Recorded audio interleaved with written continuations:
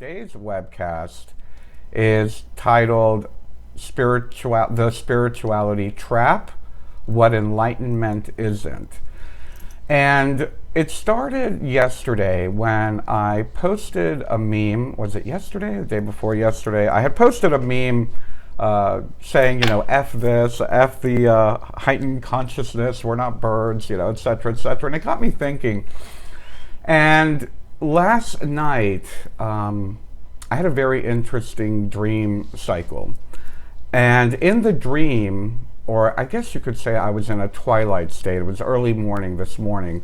I was kind of in a twilight state, and I don't know if you're like me. I wake up in the middle of the night and I get a bazillion thoughts going through my head about what I need to do the next day, things I need to give my attention to, things I'm supposed to be worried about, and everything. And then this morning, I had this, for lack of a better voice, a better word, a voice in my head saying, I am your shadow.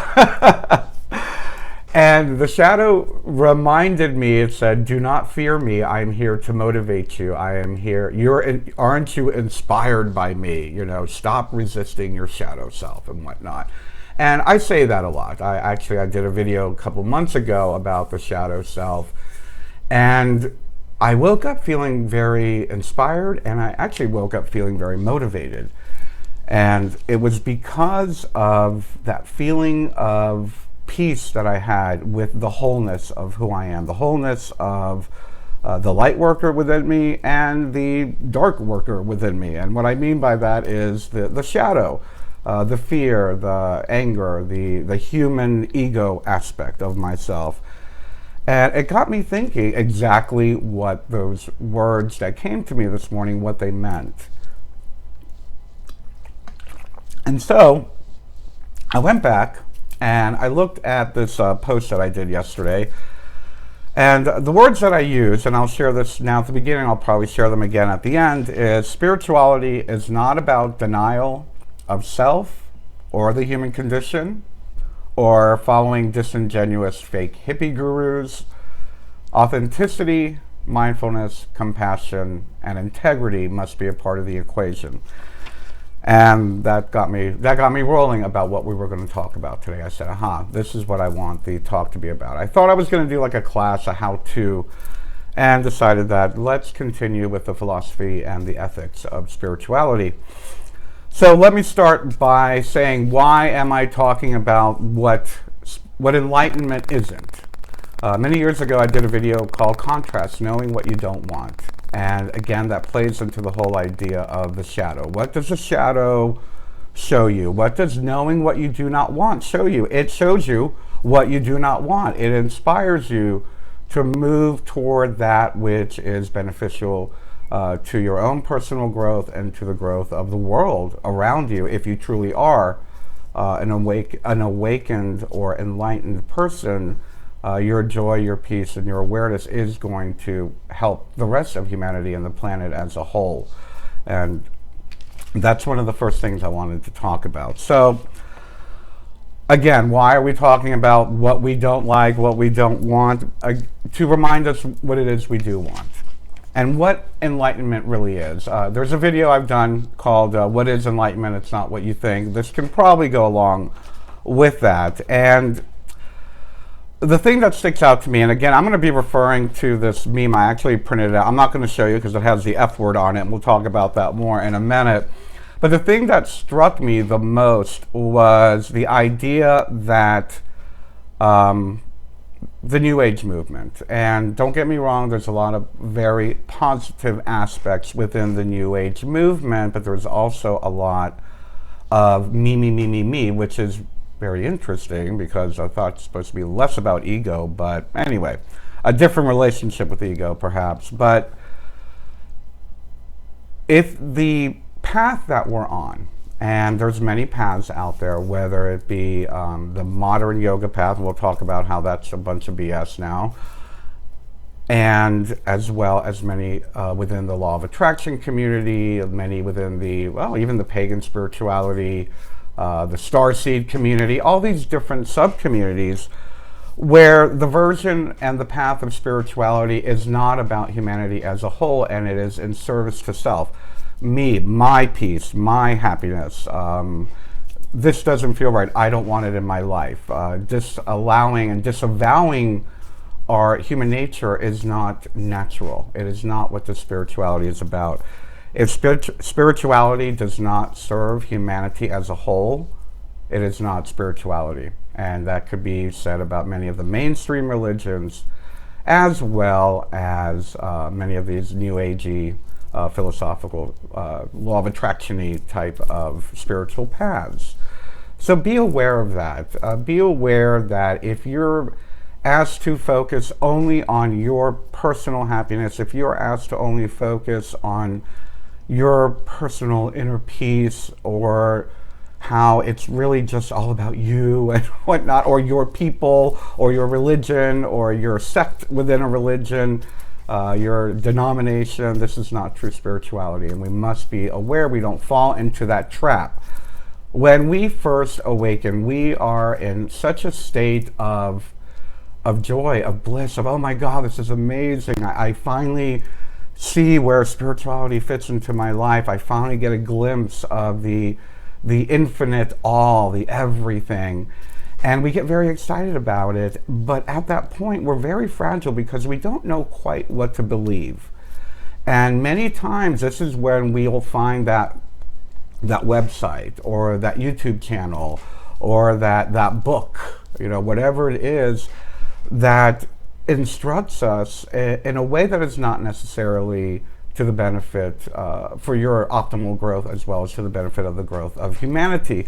A great example, I remember one of the first gurus, I'll say it, it's a guru, that I listened to was Ram Dass, and I forgot what the name, I think it was called Your Spiritual Path, or Your Spiritual Awakening.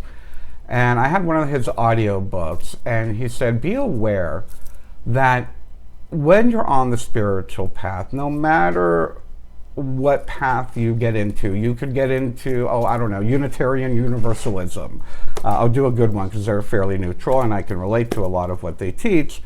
But let's say you get involved in Unitarian Universalism. Well, you can become the best Unitarian Universalism, and you've gone through all the training, you've gone through all the classes, you've done all the research, you may have even gone to seminary and become a Unitarian minister, become the best that you can be.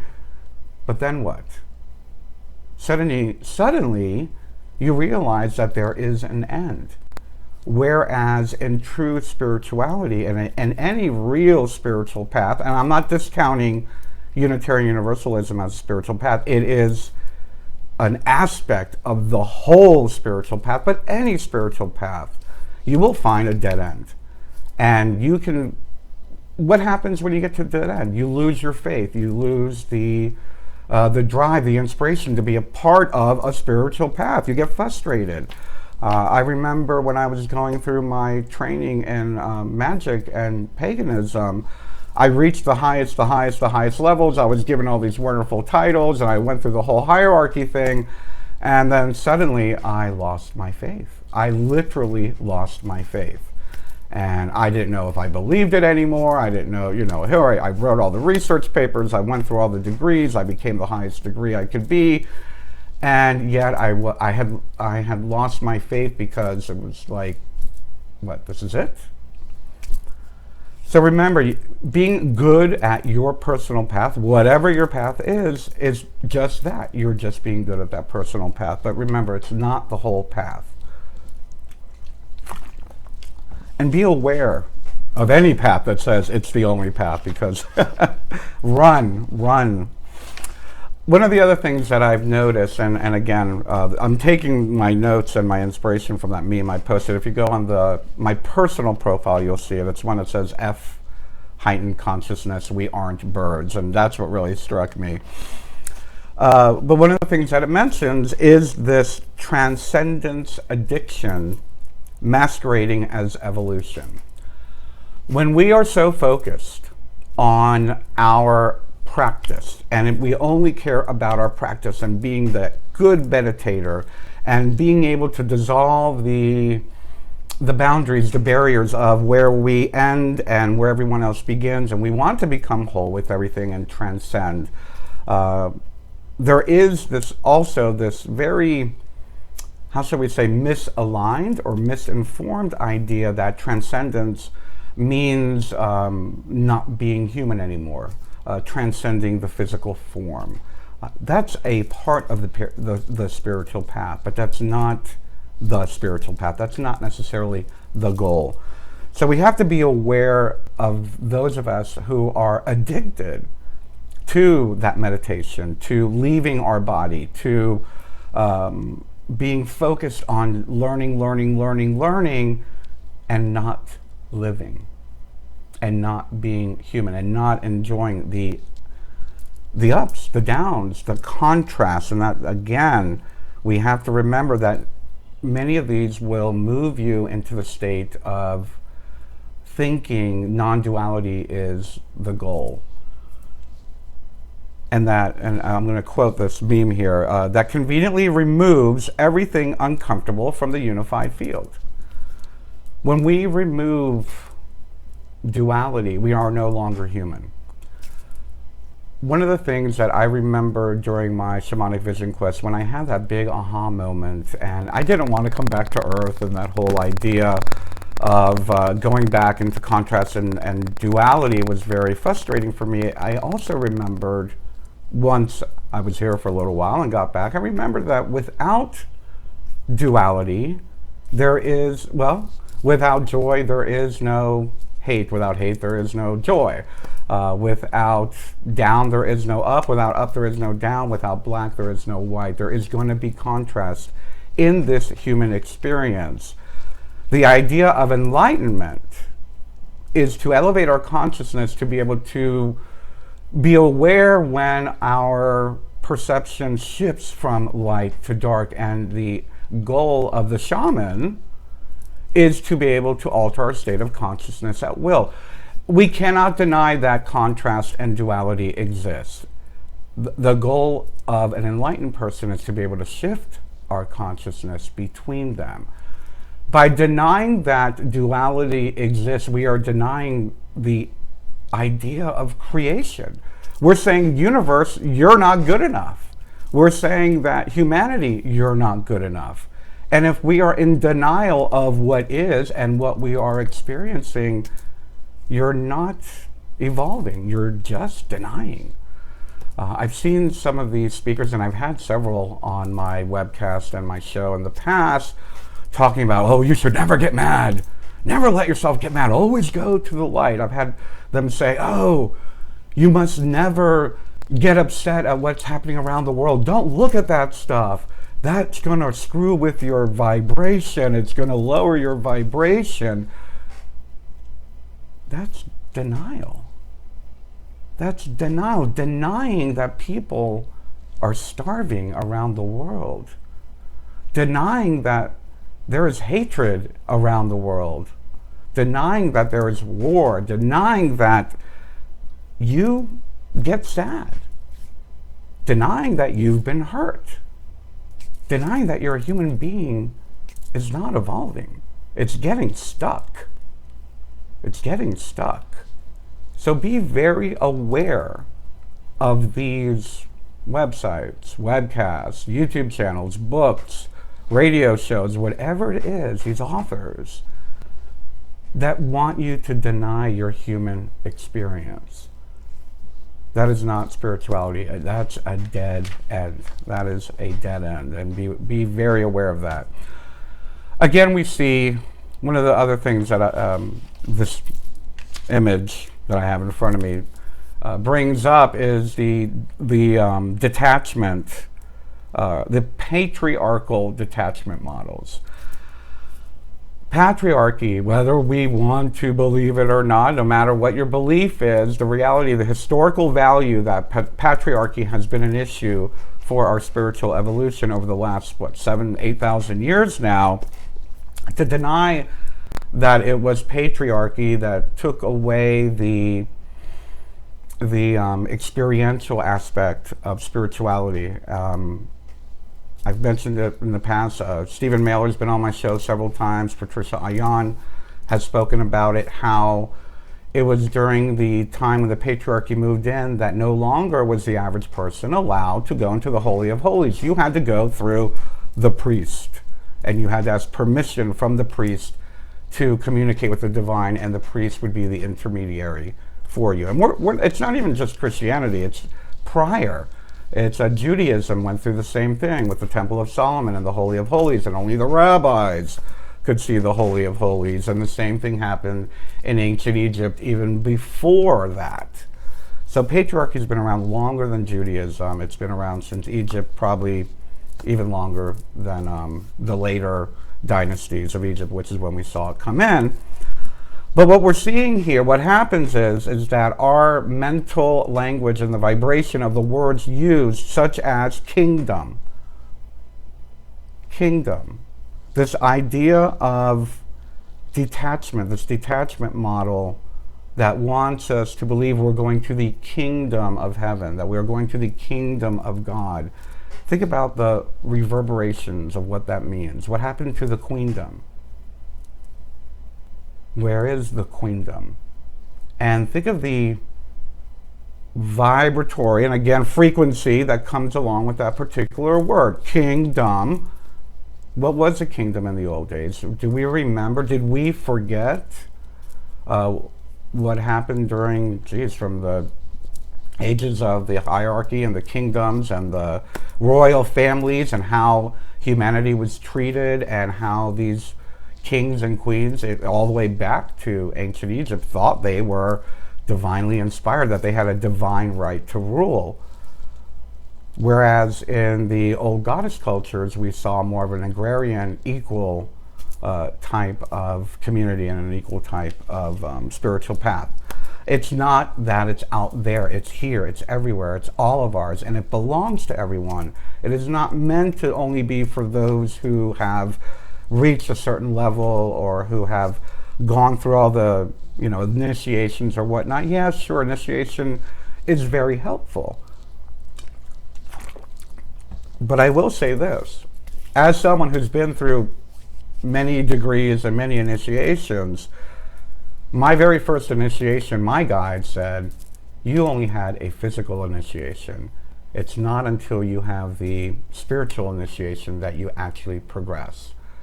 So even though, I don't care if you're a Freemason or a pagan or going through an indigenous shamanic training camp or whatnot, those physical initiations are just that. They are on the physical plane. It has nothing to do with your spiritual experience.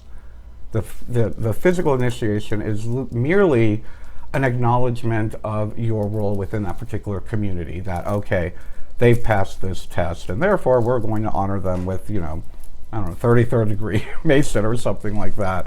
Or in my case, a 5th degree High Priest. Again, it's just a physical initiation. Your spiritual initiation, you don't need to have a physical initiation in order to receive a spiritual initiation. All these aha moments that we talk of, they're mini initiations into higher consciousness and higher awareness. Let's talk about the yoga industry.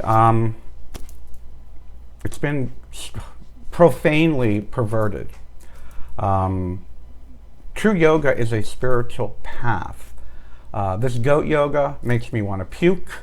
And now they have beer yoga. I mean, talk about profane, talk about perversion. Yoga is a spiritual path within itself, and yoga is about awareness of the body, not just doing stretches, not the soccer mom going to, Planet Fitness. I go to Planet Fitness. They don't do yoga there, but I'm just giving an example. Going to the gym every Wednesday afternoon and doing a few stretches, and she thinks she can be a yoga instructor. That's not what it is. And quite honestly, I find that just as many Native American traditions like shamanism and whatnot are being culturally co-opted, the idea that some suburban soccer mom is going to be a yoga master is hysterical to me, and quite offensive, quite honestly. I feel that we have taken away the true meaning of what yoga is. Yoga, yeah, starts with breath. Starts with feeling the energy and the chi moving through your body, and then holding particular poses to receive particular, maybe energy centers waking up, or allowing more energy to go in a specific way. But it's about chi, it's about energy, and it's about a spiritual path of energy. It's not about sweating to death with Madonna in a New York studio, or having a goat stand on your back while you hold a pose. It's actually quite embarrassing what they've done. Moving on, let's talk about the human experience. Many people ask me, let me say this. Many people get offended by the fact that I'm so genuine, that I'm so authentic, that I'll say the F word. I'll have a beer. I'll smoke a cigarette. I'll go out and party getting a little older party, but I'll have one too many and feel a little hungover the next day. I'm a normal human being just like everybody else. But I practice spiritual practices. I have a lot of life experience. Whatever people think I'm a spiritual teacher or whatnot. That's what other people think. I'm just being me, and that's the point I'm trying to make here. Is that authenticity and being yourself and not trying to be something that you're not is a form of ascension, authenticity, integrity, and a part of the spiritual path. Embracing who you are, being comfortable with who you are, becoming authentic is a part of the spiritual path. Remember, we talk a lot about what does it lead to? Where am I going with this path? It's about peeling away the layers of the onion and finding the essence of who you are. Within that essence is your connection to the divine. When I'm meditating, I need to peel away the idea of who I am. I need to peel away the story of who I think I am, peel away all the labels to where I am just a bare light, a bare incarnation of source consciousness. Now, can we move beyond the duality into the non-dual to recharge, to connect, to get wisdom? Of course. But we're not meant to stay there. You're in a 3.5D body. You have to get up and go to work tomorrow. You have a family to take care of. You have pets to take care of. You have a lawn to mow. You have a car to fix, to put gas in. You have a world to heal. We're not meant to become disassociated from that. A true spiritual person, once we have aligned with our highest self, we are going to feel a need not only to heal ourselves, but to heal the world. And I'm not talking about evangelizing, believe what I believe, believe what I believe. You have to think the way I think, you have to think. No. We want to heal the world, meaning allowing people to heal in the way that is correct for them, allowing them to find the way, or maybe nudging them to help them peel away the layers so they too can become authentic and have an authentic relationship with Goddess, God, Source. It's not about hierarchy. It's not about waiting for, remember the aliens that were going to come and save everybody? It's not about waiting for the aliens to come and save everybody. It's not about following anyone blindly. We can respect people. We can take their advice. That might work for us. But it's never to hold anybody or elevate anyone above us. Yes, sure, I have mentors. I mentor others. I'm sure they mentor others, etc., etc. That's one thing to be a mentor or to have a mentor. But to elevate someone to think that they are better than you, maybe they're better at writing, maybe they're better at swimming, maybe they're better at karate, I don't know. Yeah, we're all a little bit better at certain things, but being human is just being human. We're not here to judge other people. And we're not here to tell people you're not allowed to be human. You're not allowed to be mad at war. You're not allowed to be mad at poverty. You're not allowed to be mad at people being murdered or slaughtered. Of course we are. Now, of course, you don't want to get addicted to it and pull yourself into a deep depression. It's all about balance. There's a wonderful movie. I don't know how many people liked it, but it's a wonderful film, Little Buddha, with Keanu Reeves. Yeah, Keanu Reeves played Buddha, but it was really good. And there's a scene there where he's sitting on a boat or something, and someone's like tuning a guitar or a bow or something, and he's like, that's it. He goes, the center way is the way. If you tighten the bow too tight, it will snap. If it's too loose, it won't play. So it's got to be right in the middle. Not too much, not too little. Moderation, another way of looking at it. Life is going to throw us on occasion, and that's fine. Some of us have traumas from our past we have to deal with. That's fine. But to say to someone who is feeling, let's say, the sad reality of it is that there's a lot of women and men have been raped. It's a part of our culture. It's a very ugly thing to talk about, but that's a reality. And some people still need to heal from that. Some people aren't ready to heal from that. We have to give them the space that they need to heal from that trauma and offer the tools. And denying it is not a tool. Oh, well, if you think that, you're going to make it happen. Law of attraction. If you think that, you're going to stop thinking about rape. You're going to make it happen. It's already happening. Let's think about healing it. Let's think about, how can I help someone? Well, we can't deny it. In 12-step programs, I always say, about denial, there's a river in Egypt, denial, whatever. And last but not least, you want to throw an occasional F-bomb. Oh, well, I'll never do it on a webcast, but I do it in my life. I get upset, I'm going to scream at the top of my lungs. I'm only human. I'm not perfect. I'm not supposed to be perfect, and neither are you. Neither are you. Having awareness, having tools to alter your state of consciousness, that is the key to enlightenment. We are not monks. We are not Jesus. We are not Buddha. And no one is. No one is. These are concepts. Maybe there were historical figures that actually existed, but on Earth, there is no Jesus, there is no Buddha. We have glimpses of what the teachings are and how we can utilize them in our life. But don't ever deny your humanness. Don't ever deny someone else's humanity.